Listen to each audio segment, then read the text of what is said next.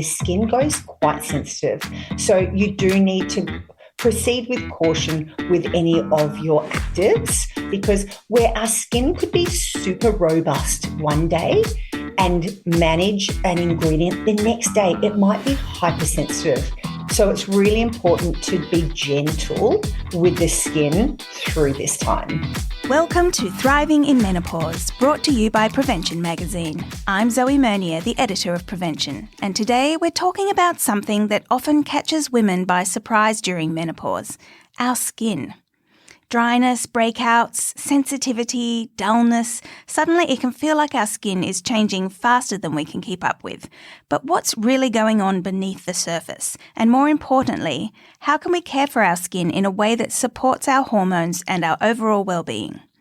Joining us today is Vanessa Gray Lyndon, founder of Vanessa Megan Skincare and Nutraceuticals, an Australian brand known for its luxurious, clean and science-backed products.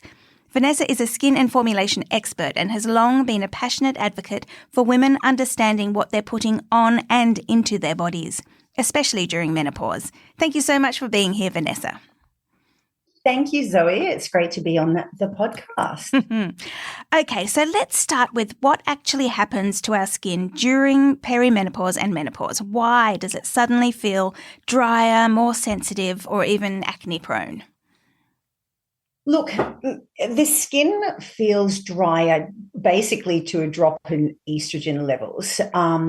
The hormones in our bodies change and they're fluctuating during perimenopause. So you'll see this drop in estrogen in your bloods if you're getting bloods done, but you'll really see it reflected in the skin. It will just feel so dry, and then it can regulate itself because of those highs and lows that you get.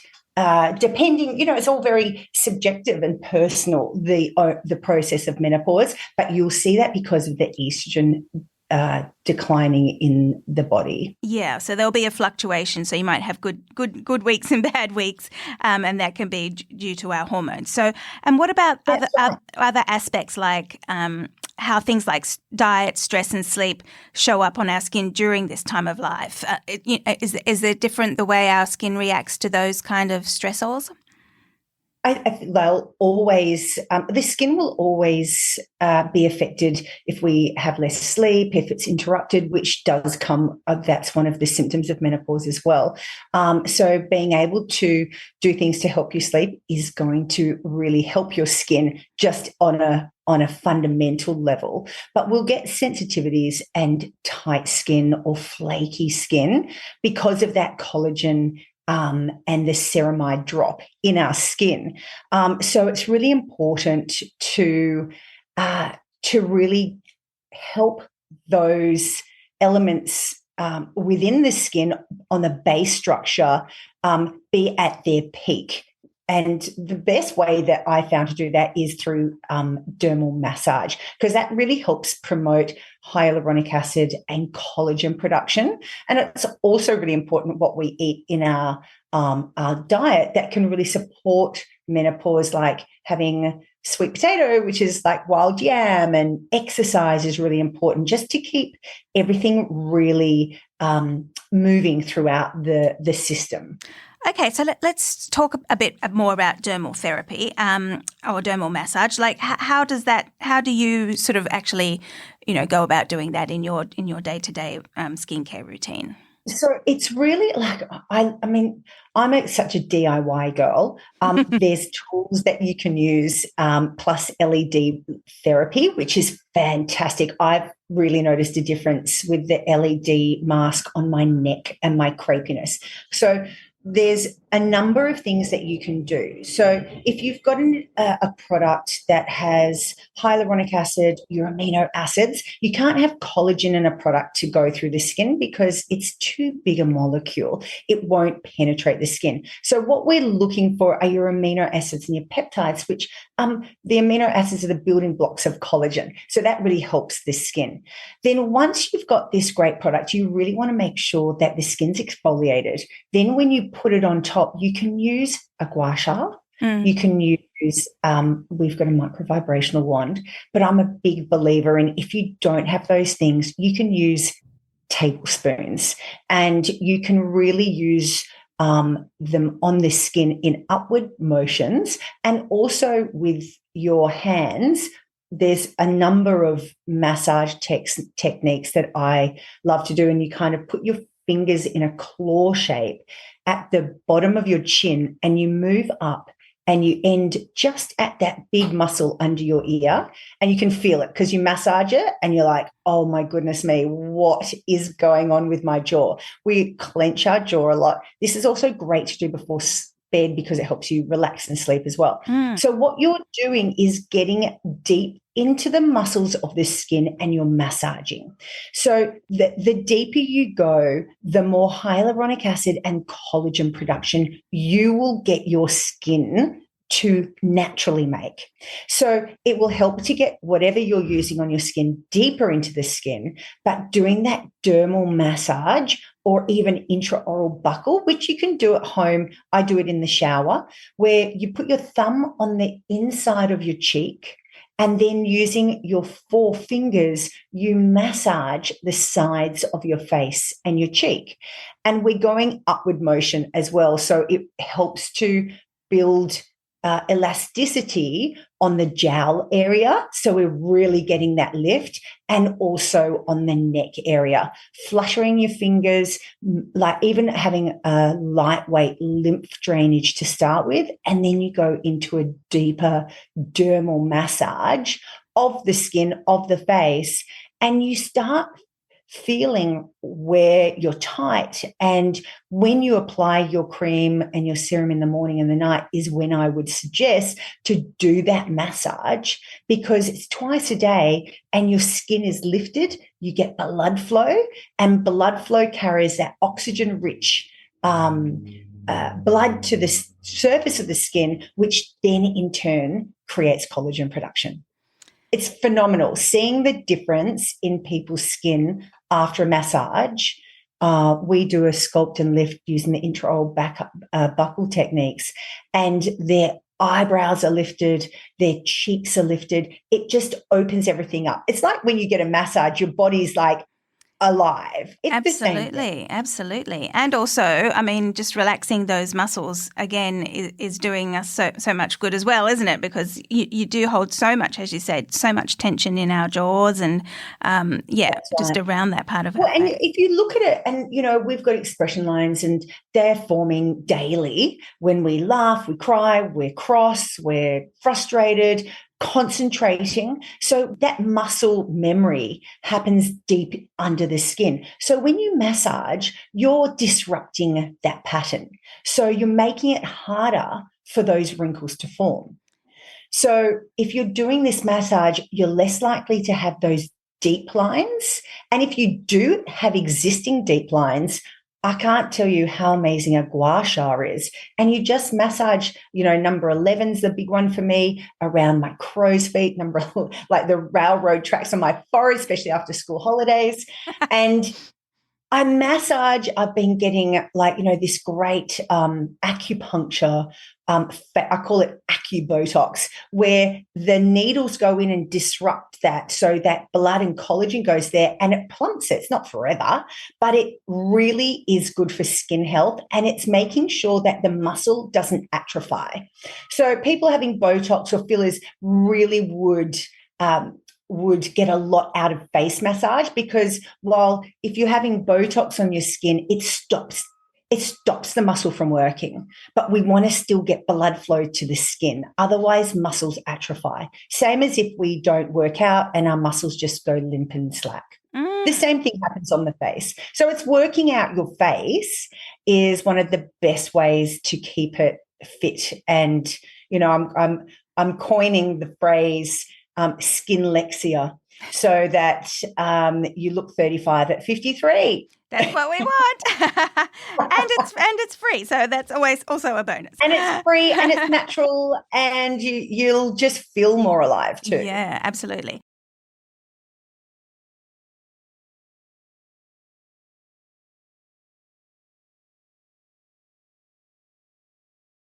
So when it comes to skincare during menopause, what should we be adding? Obviously, high hyaluronic acid is a good one to be putting on our skin as well as trying to stimulate it naturally. But what any other ingredients or product types that we really should be adding to our skincare routine at this time of our lives? Well, yes, absolutely, depending on skin types and what skin is experiencing during this time. So definitely ceramides if you're dry, which are your oils, and making sure that they are non-comedogenic so that they won't cause any breakouts on the skin, especially when they're that rich. They need to be going in on a dermal level. Plus, you need a barrier to make sure that they stay in the skin. Something like a beeswax would be really good in a cream to really hold that moisture in and be a barrier to the environmental stresses around us. So that's for dry skin is really, really important. Then, look, you've got your peptides and amino acids, which should be in your serums. They give it a real boost and help it with elasticity and collagen production. One of the biggest ingredients that is coming to light in the natural world is your retinoid alternatives, which is bakuchiol and rambutan. Now, these are as effective as retinol if you use it twice a day, if not better, through scientific studies. But it doesn't have any photosensitization. So you can go in the sun and you're not going to be getting any hyperpigmentation. So it's really important to have that. What that does is it evens the skin tone. I was speaking to one of our spas yesterday and one of their head therapists, and one of their clients was using the oil and balm that we use with the bakuchiol, and she had came back 6 months later, and the difference in her skin was that those age spots and the liver spots that we call them have diminished. And what happens is it goes into the dermal laser and it attacks that hyperpigmentation. So it will get a bit scaly, those areas on the skin, but then it flakes off and you get this new fresh skin underneath, which is an even skin tone. Amazing. It's phenomenal. I love it. We've also got a lactic acid. It's quite a clinical grade for, age spots, which does affect, and they just like pack their bags and go. All of our focus groups is like, that spicy serum is like my go-to for any age spots. People are using it on their hands. And these are the things that happen when there's that hormonal change and the estrogen drop. You'll see even on your arms and your shoulders when you go out in the sun that you will get more freckles or pigmentation on your body because of that drop in estrogen level. That estrogen level drop has got a lot to answer for. It has a lot to answer for. Now, on the flip side, are there ingredients that we should stop using or proceed with caution in terms of they might have worked for us in the past, but they're just either too much for our skin at this time of our lives? Look, yes. It's very hard, because I'm going to say some synthetic ingredients, which I wouldn't recommend because the skin is hypersensitive. And so unless you're very, very careful, it's very difficult to use these products without seeing some negative effects. It can be your retinoids. It can be some of those harsh abrasives that are on the skin. The skin goes quite sensitive. So you do need to proceed with caution with any of your actives. Even the lactic acid that we use, it needs to be patch test, because where our skin could be super robust one day and manage an ingredient like lactic acid, the next day it might be hypersensitive. And here you are, your whole life it's been tough skin, and all of a sudden you can have like a sensitivity occurrence. And even in these really cold months, a lot of people are now experiencing that eczema, psoriasis in that nasal fold, or around the hairline. So it's really important to be gentle with the skin through this time. For sure. Now, you've raised a lot of awareness about hormone disruptors in skincare. So can you sort of explain what these are and how they can impact our health overall, and particularly during perimenopause? If you're using ingredients such as parabens, or polyethylene glycols and phthalates, it's really important to know how they affect the endocrine system, because when you're using ingredients with parabens, they mimic estrogen. So they can increase your levels of estrogen in your life. And I remember when I had my kids in my early 40s, and I went to my naturopath, and she said, your estrogen's at a kind of average normal level for where I was. And she said, I'm working with a lot of women in their 20s and 30s whose estrogen is so high and it's stopping them from falling pregnant. And the number one thing that I'm trying to get them to swap is their deodorant. So parabens are predominantly, they're in a lot of skincare, but are predominantly in deodorants, and we're using them in our underarm area, which is like right going towards our breast tissue. They're finding parabens in the breast tissue of breast cancer patients. So, I haven't used deodorant, much to my friends' disdain, for a good couple of decades, right? So it was my first sign of like, wow, okay, this is affecting me on this real like base level that I would never know day to day. But those ingredients will affect your endocrine system. Same as phthalates, like, musk. Musk is one of the worst synthetic fragrances that can be used in any perfume because it disrupts the hormonal system. There are so many young girls that are getting their periods early because they're using these synthetic fragrances with musk in it.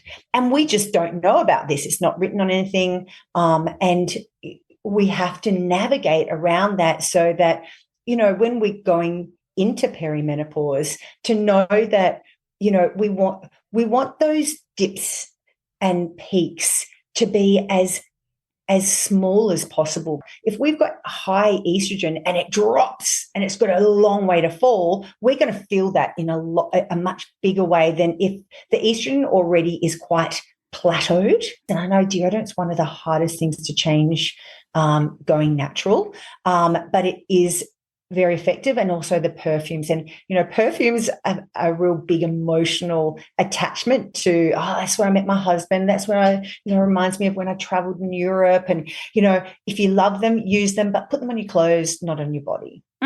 Good tip. And I mean, in terms of deodorants, there are some good natural products out there as well. Absolutely. I mean, it can be challenging to kind of navigate that clean beauty space. There's a lot of greenwashing. Like if you looked, you'd think every product was clean in some way. That's how they like to sell it. So what should we be actually looking for on a label to really know that it's hormone safe? The things to look for is, be mindful and be savvy about what you're putting on the skin by reading the back of the ingredients. It's, by law in Australia, you must list every ingredient in the product on the box if a product comes in the box, and you'll find it online. Look, the best way, like I could say it now, but the best way, it would be good to put a link in the show notes to, we've got a list of Nasty 9 on our website. It would be good for people to go and link into the Nasty 9 to do a drop down, or go to Think Dirty, which is a great app. And there's also another app where you put in a product and it gives you a rating, because what you really need to know is, like, you could have all good ingredients and then there might be one preservative that's formaldehyde. Right.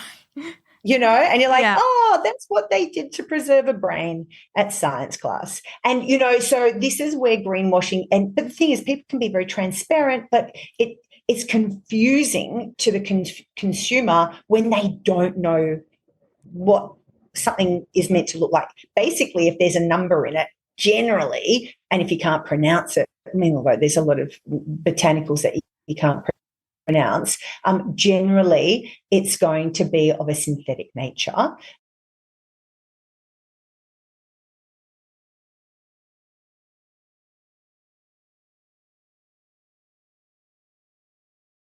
So what are some other common skincare mistakes that you see women making during this time of life? Like, I think, probably people are guilty of just, seeing the signs of aging and perhaps wanting to just put too much on their skin, or what are some other mistakes that might take place?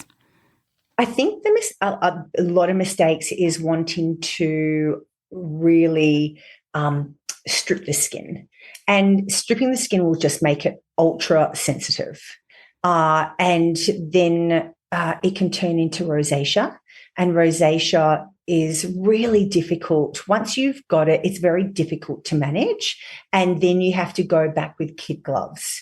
And a lot of the estheticians that we're speaking to, their biggest concern coming into their clinics are people doing DIY skin peels. They're wanting to get rid of age spots. They're wanting to even the skin tone. And then what they do is disrupt this protective mantle on the skin. Now, whether you're a teenager or going through menopause, that mantle's there to protect the skin from a number of things, bacteria, environmental stresses, keep that barrier really strong. When you've got a really strong barrier, your skin's robust and it can manage a lot. But stripping the skin and pulling it back and opening it up to that kind of exposure is one of the biggest problems that people are facing at the moment. If someone is suffering from, say, sensitive skin at home, are there any if someone is suffering from sensitive skin, are there any at-home rituals or habits that you recommend that are really particularly soothing? I mean, obviously the massage is great for stimulating, but in terms of really soothing skin that has become very sensitive, what would you recommend? Absolutely. Look, I love to do cold compresses on the skin. You can make a chamomile tea, cool the water, and just soak a washcloth in it, and then you can cold compress the skin. That way, you're going to just, if it's super sensitive, super reactive, you're calming and soothing it, and then using a balm. You want to protect the skin, and less is more. Like take out every foaming agent in your routine, because that will just strip it even more.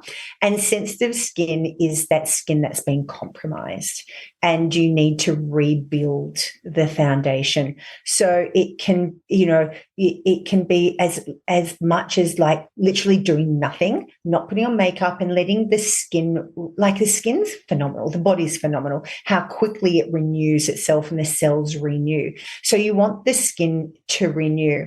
And once it's renewed, you want it to have a predictable outcome. So if you're putting on something natural, even as simple as olive oil with a bit of water, just, to put on the skin, just to do as little as possible to help regenerate that skin is my number one tip. And usually we'll have something in our pantry that we can use, and we don't have to go out and spend lots and lots of money on these products that may not be natural anyway. Yes, and indeed perhaps making the problem worse. Yeah, absolutely. Correct. Yes, that's right. Okay. So was there anything else that we haven't touched on that you feel is really important for women in when it comes to nurturing their skin at this time of their lives? Look, there is. I started this range because I was speaking to a friend of mine who was newly married for her second time in her early 50s, and she was going through menopause. And I said to her, "How's it all going? How's everything?" And she's like, "Oh, menopause." I was like, "What's wrong?" She's like, "Dry, giny." And I was like, oh my God, what? And this was about, oh my goodness, maybe 6 or 7 years ago. And my biggest thing is if someone has got a problem, I want to find the solution. And I said, I think I've got something for you. Let me give you this balm. So I made up this balm for her and she used it and was like, oh my God, you have saved my marriage. She said walking down to the shops was painful. And then when we were launching and we were doing our focus group, I mentioned it. And it's a topic that if you've got vaginal atrophy, you don't want to talk about it because you think you're the only one. But the amount of people that are suffering in silence is phenomenal. And so creating what's the name of the product's called the Other Lips Balm has become our most talked about product in our range. And the fact that it's solving the issues that are helping women's confidence, I think is worthy of a talking point because really it's still part of our skin. The other options that are available are synthetic or they sting, and the amount of people that have just like loved us up because it's like, oh my God, I can have an intimate relationship again. I'm not in pain when I walk. And it's phenomenal. I mean, like Halle Berry was misdiagnosed with herpes, but it was vaginal atrophy. So she's become a massive advocate for the issues surrounding menopause, and really vaginal atrophy is one of the big, the silent ones that no one talks about. Same as, hot flushes and the sleeplessness. And there's a number of things that we already talk about, but this one hasn't. So I do want to spotlight that. Absolutely. Look, we're all about talking about dry gynaes here. Out of all the places in the world, this is a safe space to be discussing that. So, and look, absolutely, if that's something that you're experiencing, you want to know what you can do about it. So that's definitely, definitely well worth mentioning. Thank you. My pleasure. Your pleasure. Indeed. Well, thank you so much, Vanessa, for sharing your wisdom and your passion with us today. It's clear that understanding our skin during menopause isn't just about looking good. It's about feeling empowered, informed, and in tune with our changing bodies. So thank you so much. We really appreciate your time today. Thank you, Zoe. It's been great being on here today. And to find out more about Vanessa's range of hormone-safe, clean skincare and nutraceuticals, head to vanessamegan.com, and we'll also pop the link in our show notes as well. And to everyone listening, thank you so much. And remember, this stage of life doesn't have to mean fading or fixing. It's about thriving in the skin you're in. We hope you enjoyed this episode. If so, please rate, review and subscribe. And also be sure to pick up a copy of Prevention Magazine. I'm Zoe Meunier. Look forward to catching you next time.